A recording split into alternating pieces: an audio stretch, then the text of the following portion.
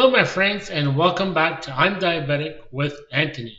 Did you know that there are certain nuts that are safe for diabetics to eat? Would you like to know why and which ones they are? Well, you'll soon find out because I'm Diabetic with Anthony starts right now.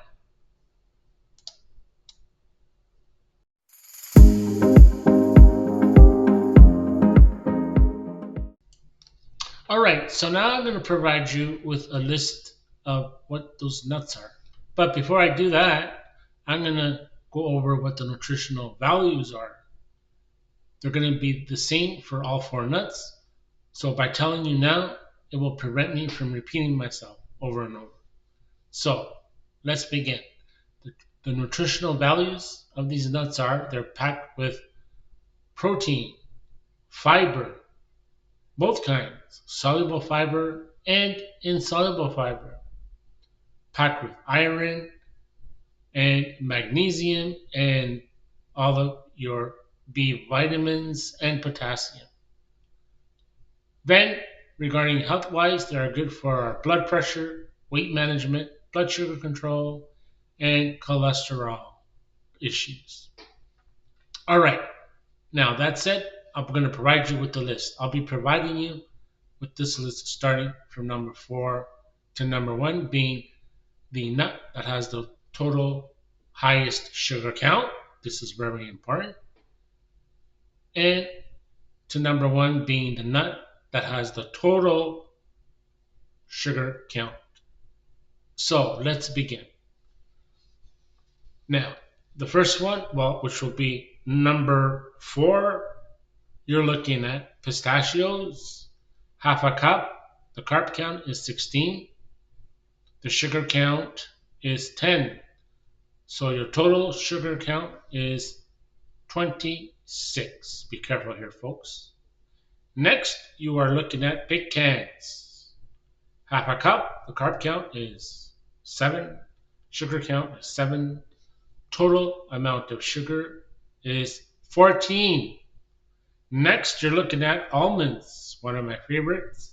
Half a cup, the carb count 5.0, sugar count 4.0. Total amount of total sugar count is 9. Then the last one, but a good kind, are walnuts. I like those too.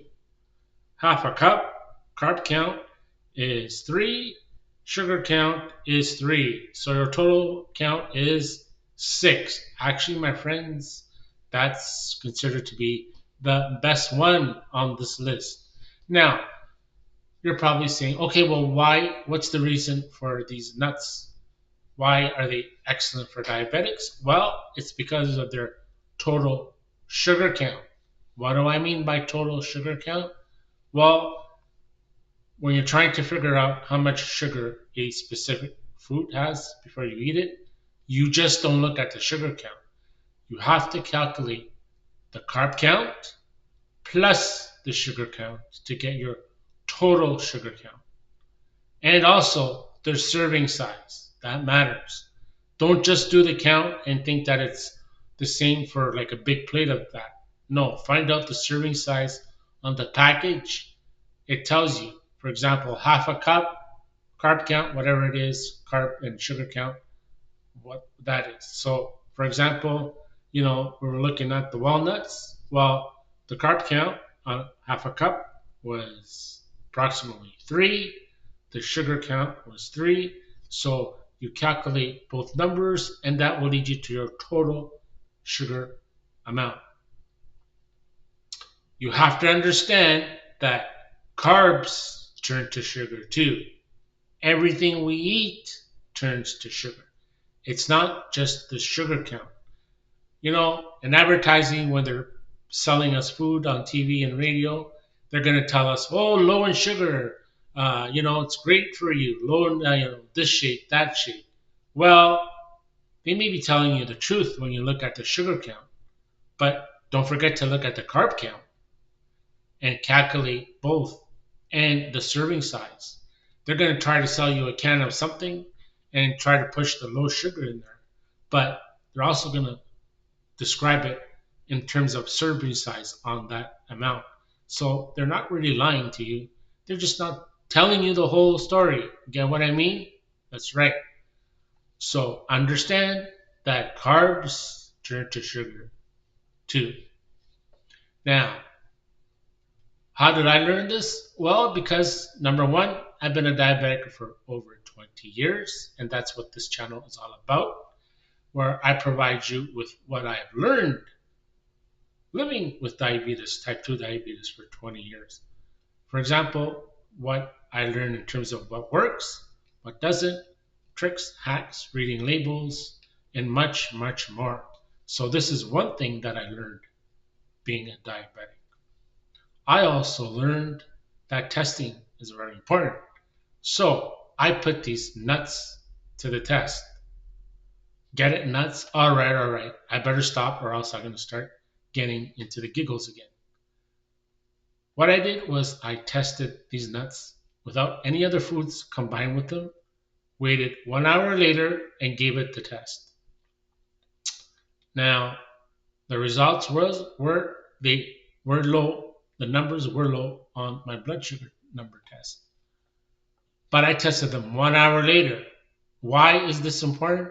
Well, it's because the peak. The peak happens to everybody, diabetic or not, and this is when you will also get the true accurate results of how that food affected your blood sugar number. This way, you'll be able to incorporate it into your diet in a way that it will not spike your blood sugar number. That's right. I learned this being a type 2 diabetic for 20 years as well. I learned how to combine foods in ways that you will not get a super high spike. But continue watching my videos to learn more about that in future videos. So I realized that, you know, they did stick to what they're saying. They were low on my blood sugar numbers and on the peak spike numbers. And I was able to include them into my diet. Now, once again, remember, if you add other fruits to it, like have half a cup of nuts and then have a bag of chips, well, then you test your blood sugar numbers an hour later and say, well, look, Anthony lied. They spiked my blood sugar number. But no, my friends, how you test is more important. Also, by knowing what your peak is, you'll be able to control health issues throughout your whole body. When our peak rises, that means there's a lot of sugar floating around being stored as fat in our bodies. And this causes lots of health concerns. For example, you'll get, organ issues, high blood pressure, high cholesterol, etc. And when you get to your doctor and they do the test to see how your blood sugar is going, they will not notice the spike because by then your blood sugar numbers hopefully will be even. And they'll just notice that there will be some health issues. For example, they'll tell you, well, you know what, your cholesterol's high, your blood pressure's high, etc., etc., and start monitoring you for that. So that's one reason why testing and testing an hour later and finding out what your peak is very, very important. So I know you're probably saying, well, testing is very, very important, expensive to do. I'm on a budget. Can you please tell me which test strips you use if they're not too expensive? Well, my friends, this is not that kind of a channel. I'm not sponsored by any company, but I will provide you with a couple of hints as to which test strips I use without giving you the name. Tip number one, buy the test strips that are the cheapest, and they will come with that monitor. Don't buy the test strips that are expensive. All three categories do the same thing. So that's one way. The second way is look for a box at the pharmacy which has yellow in color and has a butterfly on it. And that's the one I use. Or just ask the pharmacist and ask them which test strips are the cheapest. They'll know what you mean and provide you with that monitor. So, my friends, I promote testing on this channel because that was one most important thing that I learned be a diabetic for the last 20 years. All right, I hope you enjoyed this quick video. Keep hitting the like button, subscribe to my channel. I'm Diabetic with Anthony, so YouTube will let you know every time I put up a video. I try to put up videos on a weekly basis. And also, don't forget, all carbs turn to sugar. And if you'd like to know more about Anthony's diabetes story, hit the link below and watch an interview that I did on another popular diabetes channel where I describe my experience living with diabetes. So don't forget to watch the interview, and we'll see you soon. Bye for now. Bye.